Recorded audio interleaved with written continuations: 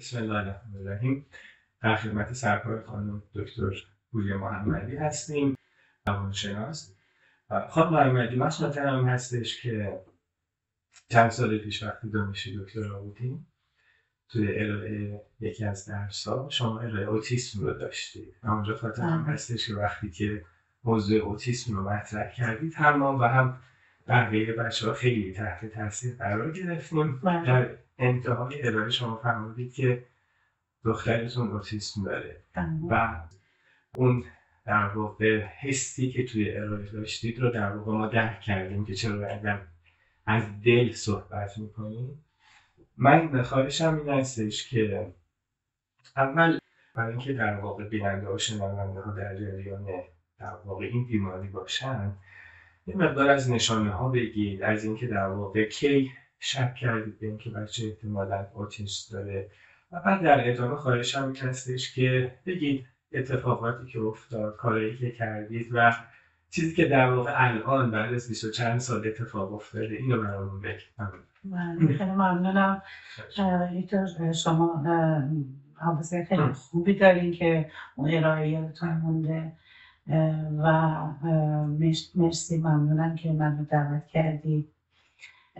ببینید یه روز یه دوستی، حالا بذار من اینجور شروع کنم، یه ملاقاتی داشتم با یکی از دوستانم.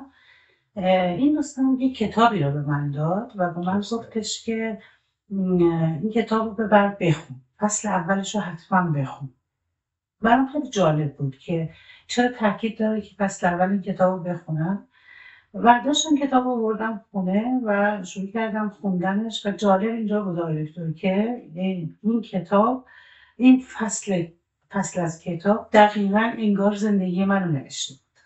کتاب سیلی واقعیت از آقای راس هریس، ترجمه دکتر صاحبی.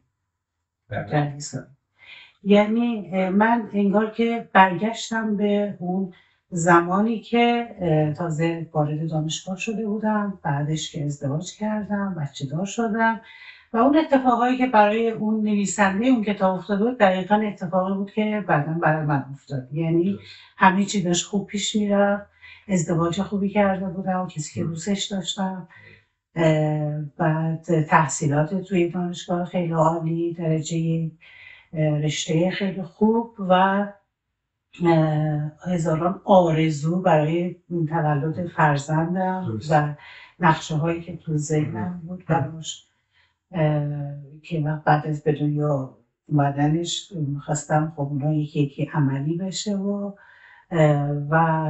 هنوز اون سیلی واقعیت تو گوش من نواخته نشده بود. درست. و خب اینجا آقای هریس، راس هریس، در واقع زندگی خودش رو داره میگه که ایشون هم تقریبا مشابه شرایط بنده پسرشون اوتیستیک شده بودن و خب به قول ایشون این چک رو از زمانه خورده بودن. برگردیم به زندگی من.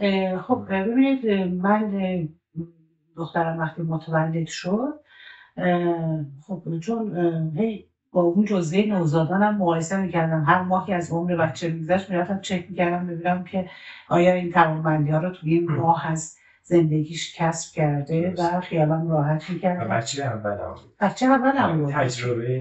تجربه نداشتم. 25 سالم بود. یعنی تجربه نداشتم، ولی خب خیلی کنجکاو بودم که اون رشد جسمی و شناختیش با اون جاده سلامتی هماهنگ باشه دیگه. جاده سلامت که همه بچه باید توش باشن. و تقریبا یعنی با یک استاد دانشگاه هم پیش میرفتم، یعنی هر ماه میبردم چکاپش رو استاد دانشگاه انجام میداد، استاد نوزادان. و نهایتا تو ماهای 8-9 عمر دخترم من برده بودمش واکسن بزنم براش. دیدم که بچه‌های همسن ایشون اونجا دارن همون واکسن رو دریافت میکنن، ولی اونا خیلی هیجان دارن، خیلی نسبت به اون اتفاقی که اونجا داره میفته احساس غریبی میکنن، هیجانشون رو ابراز میکنن. دختر من اینجوری نبود، یعنی ابراز هیجانش متناسب با شبیه بچه‌های همسن خودش نبود. یه علامت سوال تو ذهن من شکل گرفت، ولی باز اومدم با دکتر شکرم و همسرم گفتم گفتن تو حساسی و فلان اینا، هر بچه یه مدل زیاد سخت نگیر و فلان اینا. و از اونجایی که آقای دکتر همسر من یه نخبه است، رتبه 8 کنکور بوده، شما فکر کن یعنی من و همسرم مربوطان دانشگاه تهران درس خوندیم، هیچ وقت فکر نمی‌کردیم بچه ما اوتیستیک بشه. یعنی همیشه این سوال برای خیلی از به نظرم پدر مادرها که تحصیلاتشون خب بالاست فکر میکنن بچهشون از خودشون نخبه تر خواهد شد، از خودشون برتر خواهد شد از نظر IQ و مسائل به این شکل. بعد نهایتا تو 1 سالگی دختر من تکرار میکرد، کلمات رو تکرار میکرد، ولی من بازم میدیدم که ایشون اون تکرار رو انجام میده ولی کلمه رو با مفهوم واقعیش ادراک نمیکنه.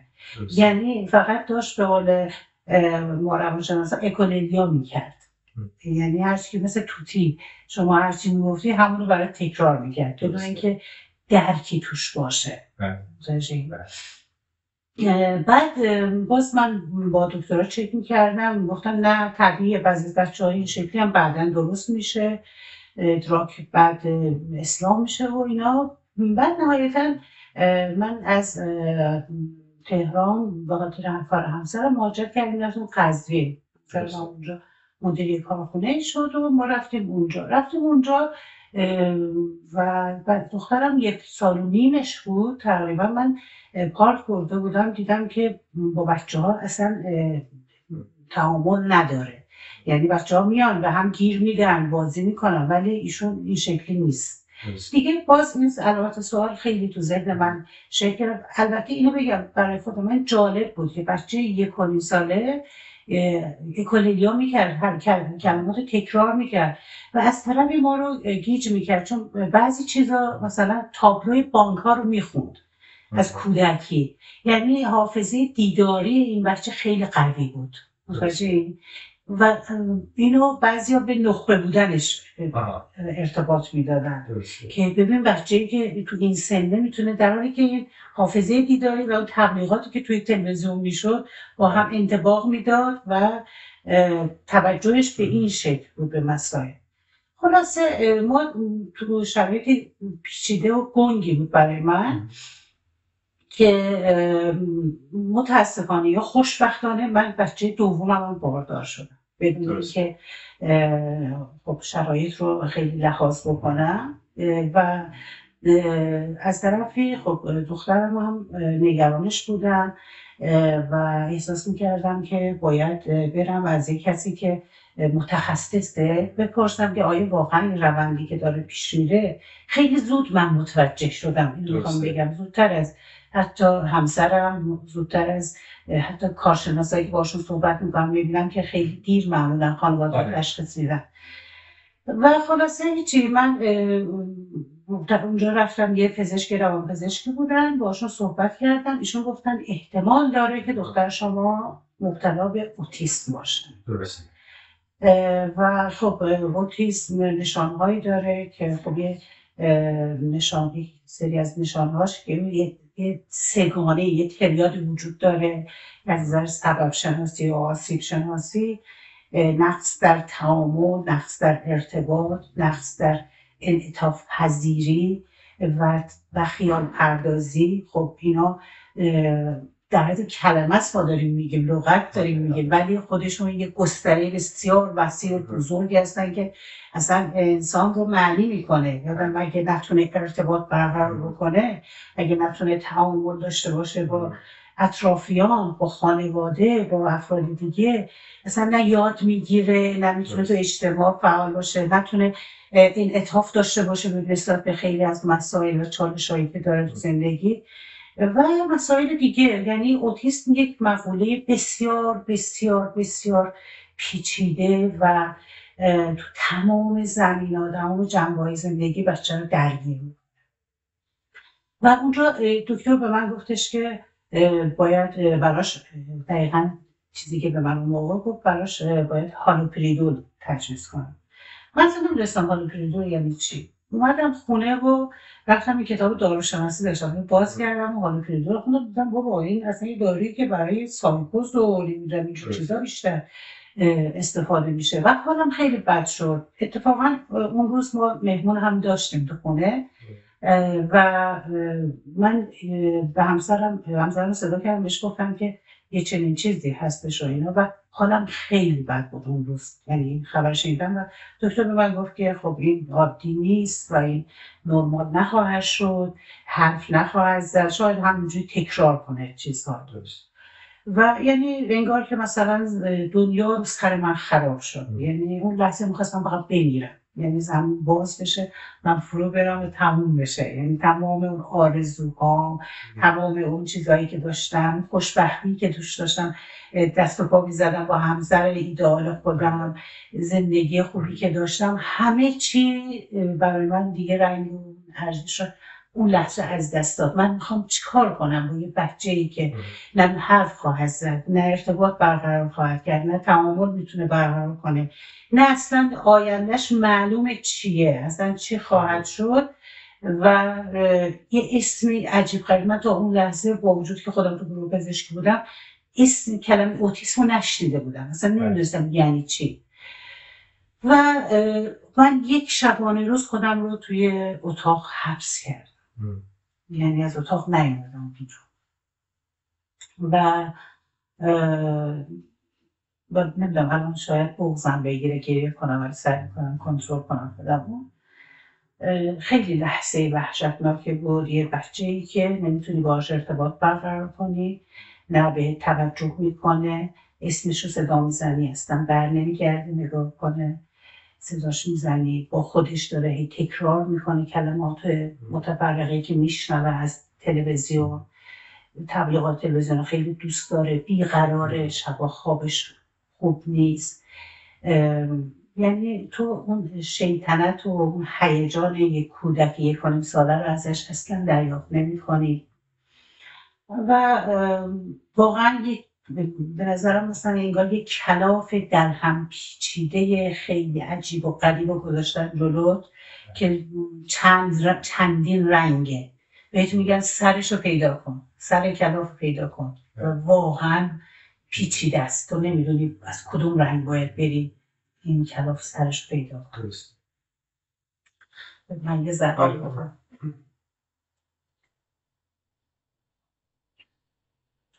حالا شما این شرایط رو در نظر بگیرید از طرفی که من آماده رفتن سر کار هستم، فارغ التحصیل شدم، در هم گذروندم، خانواده‌ام چقدر خوشحالم که من دارم میرم سر کار، میخوام برم کارامو شروع کنم. و از طرفی خب از کار کردن اون موقع اول زندگی ما بود، خوب بود، حیاتی بود و همه چه قشنگ بود دیگه. من با یه بچه باردارم، یه شرایط این شکلی دنبال پرستار بودم که مثلا بیاد و مثلا کمکم بکنه و اینا. تو این شرایط یعنی اون سیلی واقعیت یه جور به من نواخته شد که سرم چند دور خودش پیچید. یعنی یه نفر میمد کمک میکردیم دور از سر من باز بکنه. بعد اون حبس شدن من توی اتاق فقط 1 روز. درست. یعنی من فقط 1 روز خودم رو حبس کردم. از اونجایی که دکتر من از کودکی بچه چالشگر، یعنی توی کودکی خانوادم به فرض مثلا مهمانی میومد خونه ما، بچهش بدعنق بود یا بچه اذیت میکرد، من یه راه پیدا میکردم اون بچه رو آروم میکردم. درست. یا اینکه یه مشکل پیش میومد رو من حساب میکردن تو کودکی، میگفتن که تو میتونی این کار بکنی، برو مثلا این بچه ها رو با هم آشتی بده یا این کار انجام بده، بچه ها رو که کاری بکنی بچه ها سرگرم بشن. و عاشق این بودم که این کار رو انجام بدم و هم کمک خانواده بودم و هم انگار که یه جور یه جور تمرین بود برای من.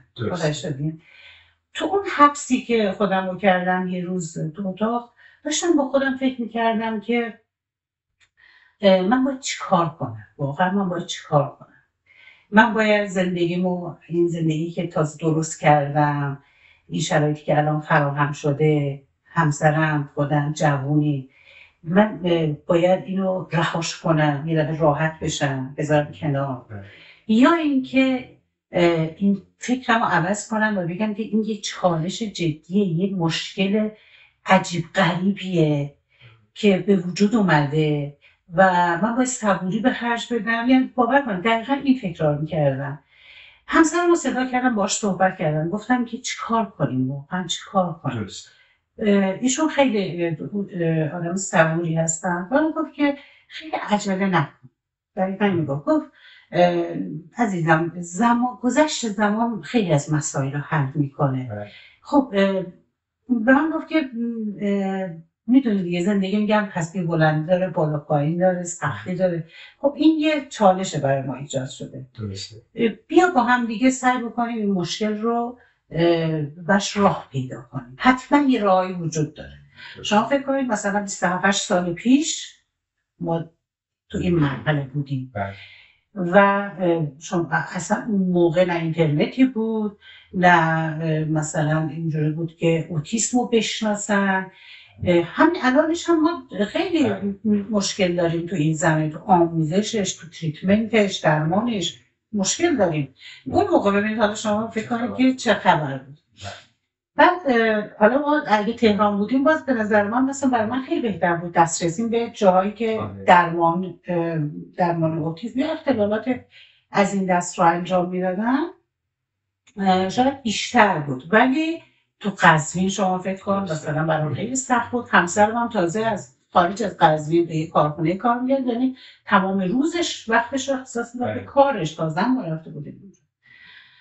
بعد تو این فاصله همسرم هر از گاهی میومد توی تهران و به کارخونه کار میکرد 2 روز آخر هفته رو. بعد ایشون، من بهش گفتم که تو برو کتابخانه مرکزی دانشگاه تهران، اونجا اختلالات ارتباطی رو و گفتاری و ارتباطی رو، حالا عضو دانشگاه کتابخانه بود، پیدا کن کتابا رو زبان اصلی یا اگه ترجمه باشه، ببین ما چطور باید با این بچه ارتباط برقرار. بعد همسرم میرفت و اینا رو کپی میگرفت، میومد شبا ما میشستیم دیکشنری میذاشتیم جلومون، میشستیم اینا رو ترجمه میکردیم که با بچه‌های این شکل. بعد فهمیدیم که آره اوتیسم وجود داره. یا آقایی به نام کارل دلاکاتو کار کرده، یا آقایی به نام آقای فتاحی کتابای آقای دلاکاتو رو ترجمه کرده. آقای فتاحی کجاست؟ توی تهرانه مترجم. خودش بچه‌ش کامبیز اوتیستیکه. یه ذره من حالم بهتر شد. آها پس اوتیسم رو بس وجود داره. و جالب اینجاست که اوتیسم نسبت درگیری و درصد شیوع پسرا اون موقع 3:1 بود، دخترا کمتر، 1/3 کمتر بودن. بله. و پسر ایشون هم بود و ایشون ترجمه کرده بود و آخر کتابم دقیقا یادم موارد درمانی و مثلا نوشته. من این موارد، این کلمه درمان انقدر به من حس خوبی میداد، پس میشه کارایی کرد. حالا درمانی رو میخوندم، مثلا میگفت آره مثلا این کارا رو کردیم رو تکامل سیستم عصبیش، کارایی که مثلا این حرکات انجام دادیم کارا رو کردیم، حالا اونجا که اون طبق اون ترجمه‌ای که بود و مثلا این نتایج رو کسب کردیم. من با خیالم راحت شد، گفتم خب همون گلدن تایمی که وجود داره، من تو اون گلدن تایم تقریبا قرار داشتم. اون دوره‌ای که اگر کاری بکنید کردید، اگه دیگه مغز چنجبله دیگه، میشه یه تغییراتی درش اتفاق بیفته. یعنی دیگه اون بسته نشده کامل بگیم که دیگه هیچ کاری نمیشه کرد. بعد خب اینا به من یه ذره امید داد و به همسرم گفتم که من میخوام برم این آقای همسرم رفت کتابای دلاکاتو رو گرفت برای من آورد. من تو خونه اینا رو شروع کردم خوندن و فهمیدم که یه سری حالا طبق اون کتاب ها مثلا یه سری من باید برای تکامل مغزی بچه‌م اونجا این شکلی من دریافت کردم که یه سری کارها رو شروع کنم انجام بدم. مثلا دختر من 4 دست و پا نرفته بود. خب از نشستن پا شده بود راه رفته بود. من فهمیدم که اونجا 4 دست و پا رفتن یا حرکت چیلی پایی دست و پایی برعکس میتونه کمک کنه به رشد نیمکره‌های مغز برعکس. خب حالا این چیزی که بلد بودم.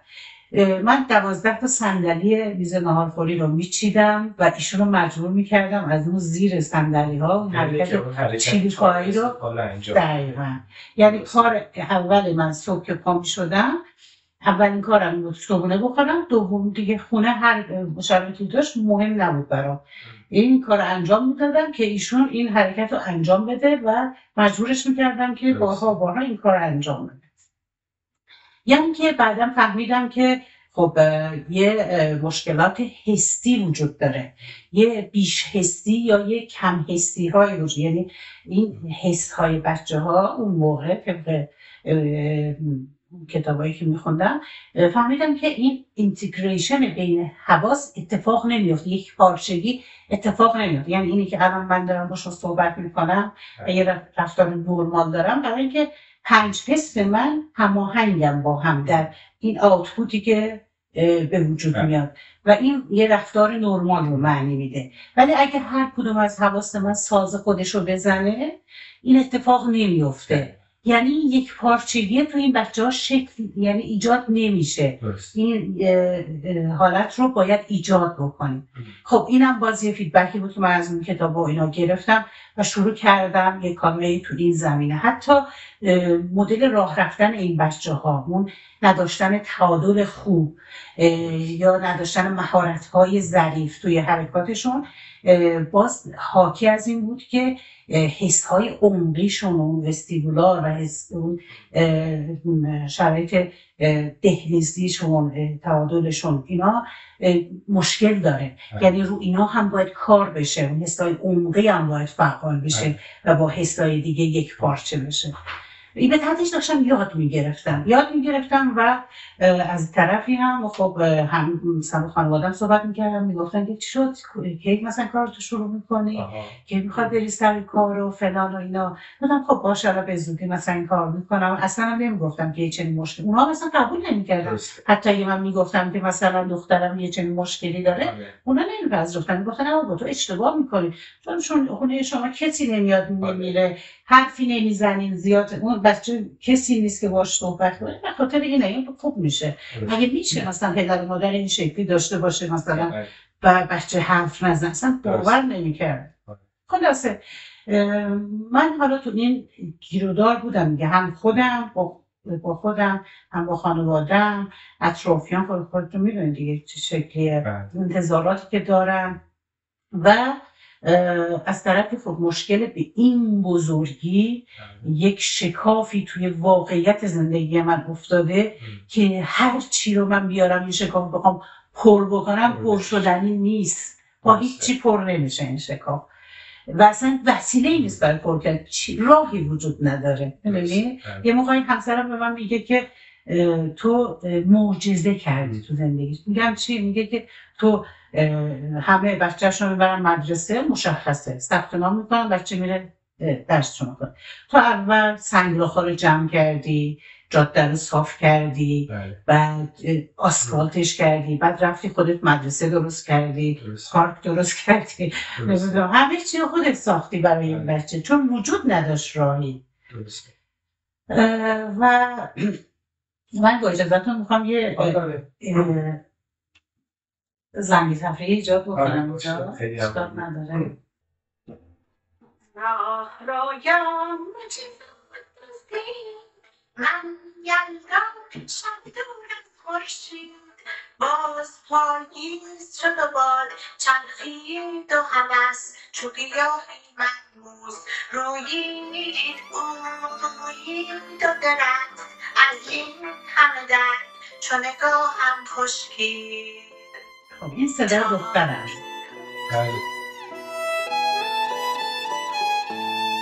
دل دیوانه من به غیر از محبت گناهی ندارد خدا داند. شده چون مرغ طوفان که جز بی پناهی ندارد خدا داند. منم آن ابر وحشی که در هر بیابان به تلخی سرشکی بیفشانم. خانم محمدی، تقریبا 1 سال و نیم 2 سالگی فرزندتون در واقع شک کردید که در واقع 18 ماهگی من به قطعیت رسیدم. تو 1 سال و نیمی به قطعیت رسیدید که بچه اوتیسم داره و خب در واقع شرایط اینطوری بوده که خب تازه ازدواج کرده بودید، قاعدتا درستون هم تمام شده بود، به عنوان یک زوجی که تازه زندگی رو شروع کردن در واقع همه چی ایدئال بود.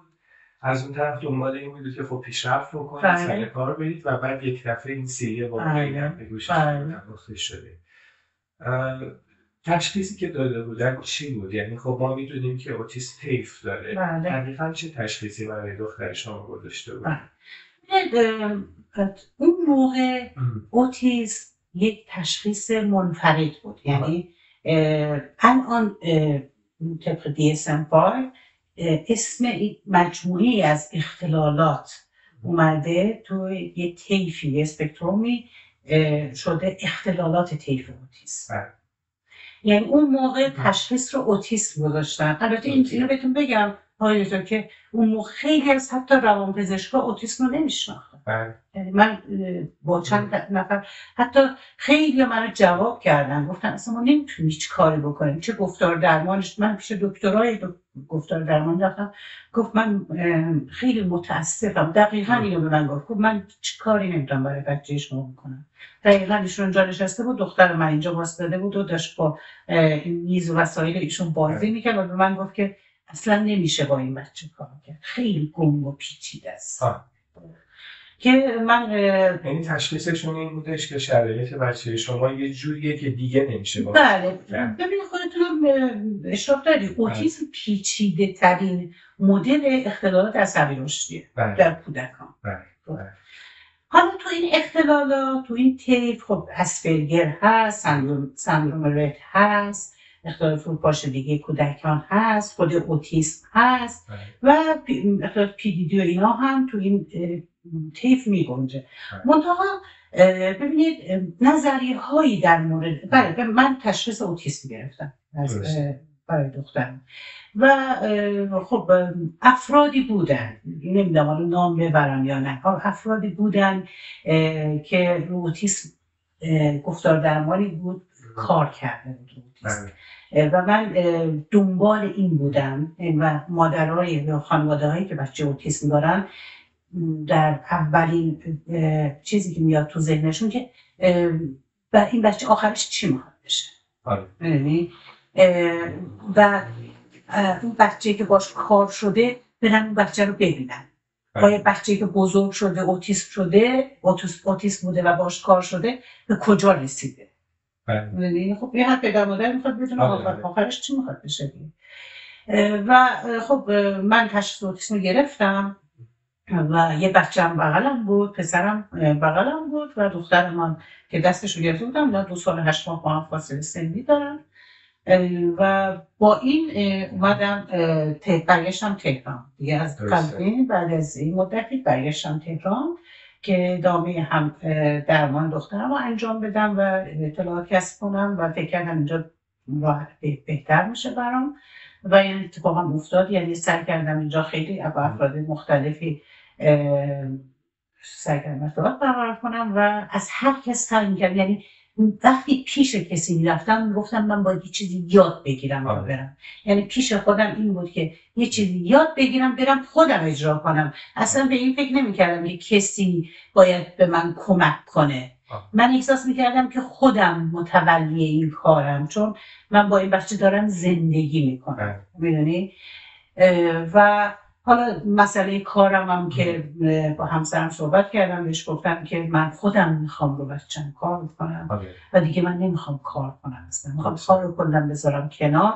همسرم هم گفت که هرچی خودت صلاح میدونی و نگران نباش، من به جای تو هم کار میکنم. دقیقا اینو به من گفت که تو نگران نباش عزیزم، من به جای تو هم کار میکنم، خیالت راحت باشه. و این کار رو کرد. و من رفتم این آقایی که روی اوتیسم کار کرده بود پیداش کردم، گفت تو جنوب تهران بود.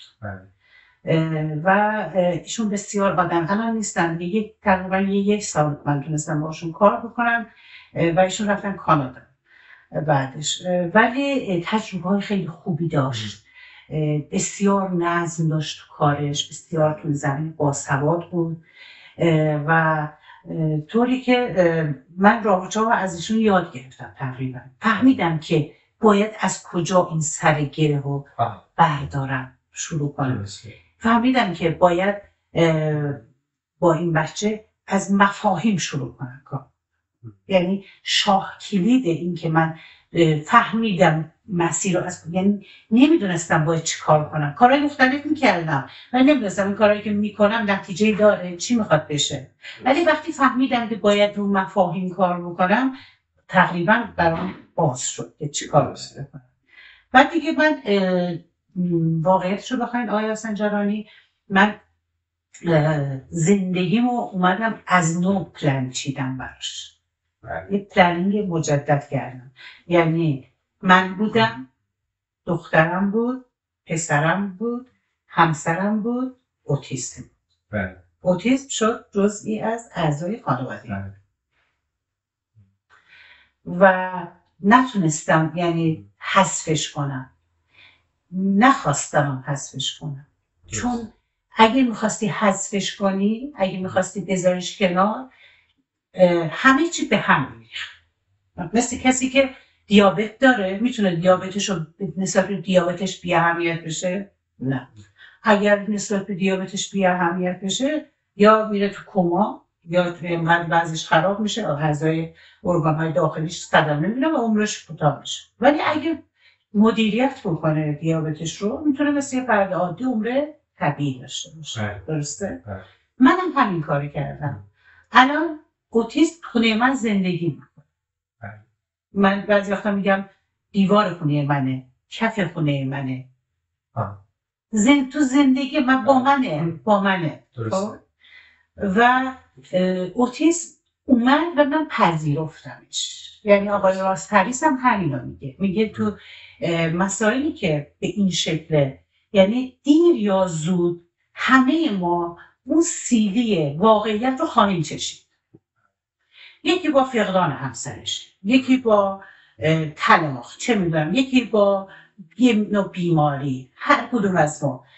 من هم اینجوری چشیدم، من خیلی تو زود چشیدم و تو سن 25 سالگی 27 سالگی چشیدم این داستان. یعنی برای من دشمنی با اوتیسم یا حذف اوتیسم به تمام زندگی، تمام طول عمرم میتونست تاثیر بذاره. به خاطر این من فکر کردم که باید با اوتیسم دوست باشم و بپذیرم که خب من زورم الان به اوتیسم نمیرسه، درست، باید باهاش کنار بیام. یعنی ما تو روانشناسی هم همین کارو میکنیم که ما روی کردمون در مقابل اتفاقات، حوادث، اتفاقی که میفته ناملایمات، ما 2 تا بیشتر روی کرد نداریم. یا انقدر زورمون زیاده که میچربیم به اون مشکل، فائق میشیم، یا زورمون نمیرسه. اگه زورمون نرسه بخوایم باهاش مجادلمون میبازیم. پس اونجا باید چیکار کنیم؟ مدیریت کنیم، بپذیریم و مدیریت کنیم. و من پلنی شروع کردم برای خودم که اول که صبح از خواب بیدار میشم، اولین کارم اینه که صبحونه میخورم، ورزش میکنم، صبحونه میخورم. دومین کارم اینه که با بچه‌م کار میکنم. درست. یعنی این میشه روتین زندگی من.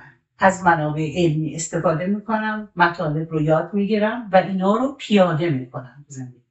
به هر قیمتی مفاهیم رو زندگی کردن رو، حرف زدن رو، تعامل رو، همه اینا رو من می-نوشتم و هر روز براش برنامه میذاشتم. الان من میتونم کدوم رو کار کنم، الان من میتونم رو کدوم وقت بذارم، الان وقتی چیه. درست. شدید؟ ببخشید. نه خوش.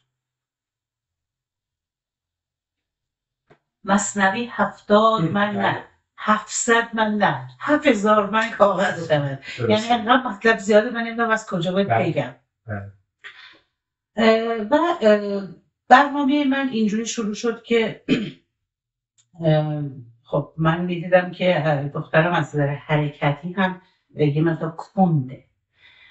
خب میدونستم که باید رو سیستم تبادلیش، سیستم حرکتیش کار بکنم. یاد گرفته بودم که چطوری یک پارچگی حسی رو به وجود بیارم. یک پارچگی حسی رو یعنی اینکه من همزمان باید چند تا حس رو با هم درگیر میکردم که ازش یه خروجی بگیرم. ضمن این که مثلا حالا شما فکر کنید اینو میذاشتم روی صندلی چرخدار، میبستمش با یه بندی. خب میخواستم که رو سیستم درک عمقیش کار بکنم. ضبط رو روشن میکردم، ترانه مورد علاقهش خیلی دوست داشت، اون روشن میکردم. در عین حال یه خوراکی یه چیزی بهش هم مثلا میدادم میخورد، یعنی حس چشایش رو تحریک میکردم، حس شنوایی با اون، حس وستیبولار جلوی تلویزیون، هی تلویزیون هم برنامه مختلف میداد و اینو میچرخوندم در جهت عقربای ساعت، در خلاف جهت عقربای ساعت. یعنی شاید بگم من سالها فقط این بچه رو میچرخوندم. یعنی یکی از برنامه‌های زندگی من این بود و جالب بود که 6 ماه که من این کار رو انجام میدادم، هم صبح هم بعد از ظهر، هم با درگیری حس‌ها، شنوایی، بینایی، چشایی. وقتی حرکت میکرد چون تنش ایسته نازک میکردم، یک ضربه میزدم به پوستش و ساقایش هم تحریک میکردم. همزمان این اینتگریشن رو انجام میدادم، درگیری حواس انجام میدادم. بعد از 6 ماه تغییراتی من دیدم تو بچه. بعد از 6 ماه یعنی کاری که مرتب هر روز انجام میدادم. حالا این چرخش رو همینجوری انجام میدادم، هم رو فرش میغلطوندم با یه لباس نازک که قرص های فرش حس بساقایی بزرگترین حس ماست. تمام این پوست این بچه رو تحریک بکنه. میبردم شهربازی، به آقا میگفتم 10 دور اینو توی سرودمه بچرم. درست. یعنی دیگه من اونجا دیگه منو میدیدم خوشحال میشدم. میگم این مشتری پر با قرص میاد 10 بار، چون چرخیدن و به سرش گیج نمیدم. ولی خب من تغییرات حس میکردم، تمرکزش داشت بهتر میشد، توجهش داشت بهتر میشد و همزمان با یه آقای دکتری هم آشنا شدم، متخصص مغز اعصاب بود که کارهای جدیدی داشت انجام میداد و رفتم پیش ایشون. یادم دخترم بودم مثلا 5 سالش بود. حالا ممکن من یه موقع تاریخ‌ها رو چون برم ذهنم فشار بیارم که بتونم به ترتیب بگم خدمتتون. و ایشون یه نقشه مغز از دخترم گرفتم و به من گفتن که این وضعیتش از نظر ذهنی و مغزش سالمه، منتها ارتباط بین قسمت‌های مختلف مغز و کارکرد مشکل داره.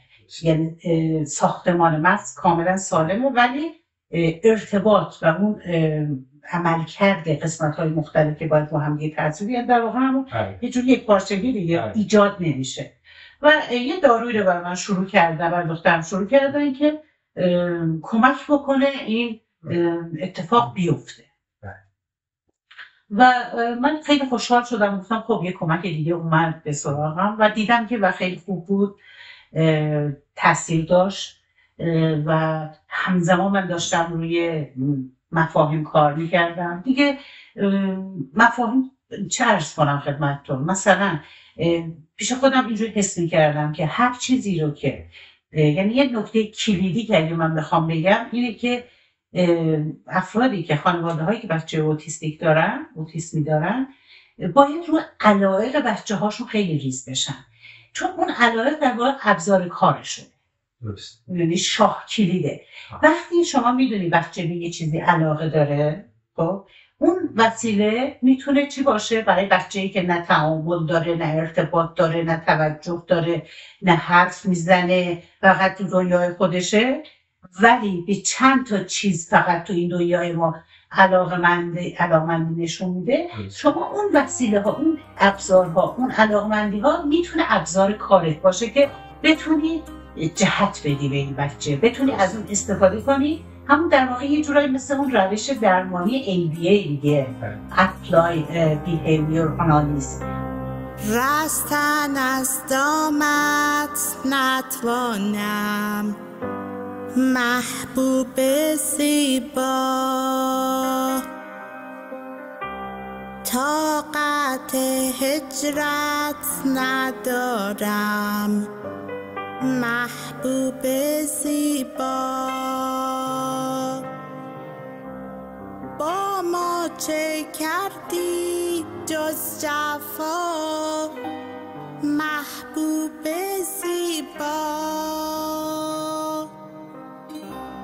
رحمی کن آخر بی وفا، محبوب زیبا.